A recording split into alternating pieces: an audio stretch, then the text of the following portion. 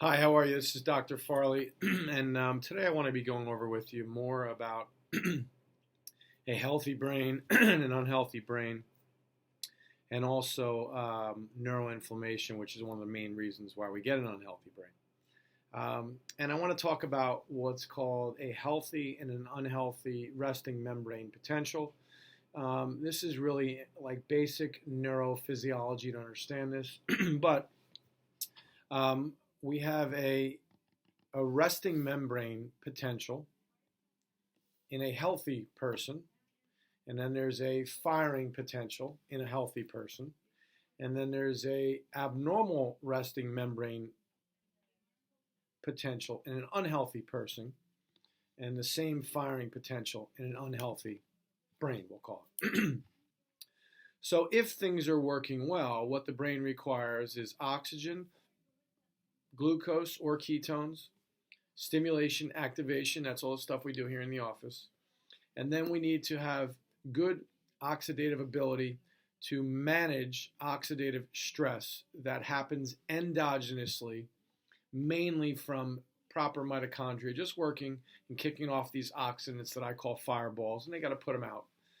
If not, then you have what's called uncoupling, damage to the mitochondria, and now the ability of the cell to make energy goes down. So over a time frame, these main mechanisms, which is again oxygen, fuel, which is glucose or ketones, stimulation, and then the ability to manage oxidative stress, will produce proper ATP, and you will have proper resting membrane potential, which comes in about negative 70 millivolts. And then when you go to fire that neuron, over a time frame, it will drop to negative 40, and you will get an action potential, which means the neuron will do whatever the neuron does. So we want the resting membrane potential to be low, so that the neurons don't overactivate and become out of balance over a time frame, which one can kill them, and two can give you a lot of different symptoms. Because if you have an abnormality there, you can be firing off the brain, and again, the brain becomes hypersensitive in a sense. And you get a lot of weird symptoms, behaviors, moods, sleep, digestion, everything goes off. So over a time frame, if we have issues that are impacting those four key areas, like oxygen, for instance, poor circulation, anemia, I find that in, I swear, almost every single patient that comes in. Lack of exercise also can cause poor circulation. Another one too is I have everybody coming in on blood pressure medications, and their blood pressure is too low. Well, the furthest thing from the ground is your head, and you require proper oxygen for that brain to work. If patients are on blood pressure pills and they're standing up and getting dizzy, I mean, this is not a good thing whatsoever, and you're going to create neurodegeneration over time. Glucose or ketones used as fuel. Glucose, you know how many people come in with dysglycemia? The blood sugar is bouncing around. I just had a Parkinson's patient the other day come back who's been doing great. Comes back, he put weight back on, he's not eating correctly, and over a time frame, he says, hey, I'm noticing all kinds of other issues now going wrong with my brain and with my body. And I said, we got to get the blood sugar back under control again. And then decrease stimulation or lack of activation. That's all the stuff that I do in here, as well as you doing daily exercise once or twice a day, usually 15 to 20 minutes, 15 to 30 minutes. Sometimes I'm asking you to do it at a high intensity. You have to stimulate that brain. You have to activate that brain. And when you come here, the activation that we do is so precise. You leave and you go, oh my gosh, my brain is turned on. And it is.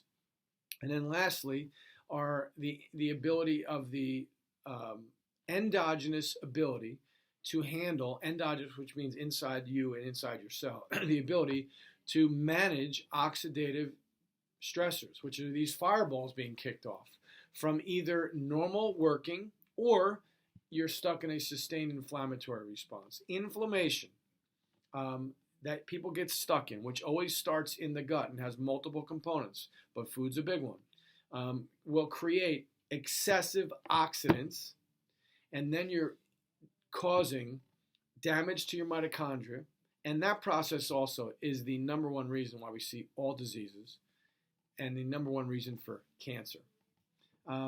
Autoimmunity over time, which means that my immune system got so whacked out that now I'm attacking either every cell inside my body with like an antibody like ANA or DSNA, or we have autoimmunity directly against your thyroid, against your joints, whatever it may be.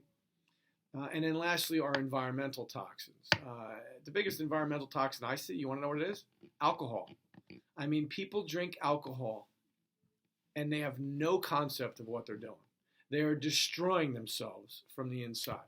And I will tell you, yes, I have some alcohol, but the older I've gotten and the more that I study this, and I realize that that is the number one environmental toxin. Okay, it's number one by far. That needs to change as well as other environmental toxins, heavy metals, pesticides, herbicides, all that aspect over there. I mean, in this day and age, if you're not buying non-GMO and organic, I think you're absolutely crazy for you and your family. So over a time frame, though, but if you keep that all going wrong, then what's going to happen is you're going to have unhealthy neuronal brain mitochondria. And then your resting membrane potential that's supposed to be at, let's just call it a negative 70 millivolts, goes up to, let's just call it negative 50. Well, now you're only 10 away from firing, which means many little things can set that brain off and create all kinds of imbalance. And if the nervous system is at a hypersensitive state of firing, you have a lower threshold than you're supposed to, and you're closer to firing, you are not going to have health, period.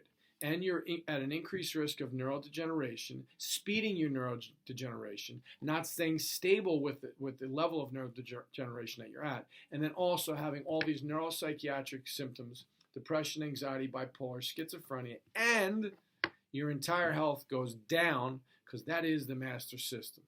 And the power that made the body can heal the body if the nervous system is at an optimal level, because that is the internet inside of you that runs all other cells.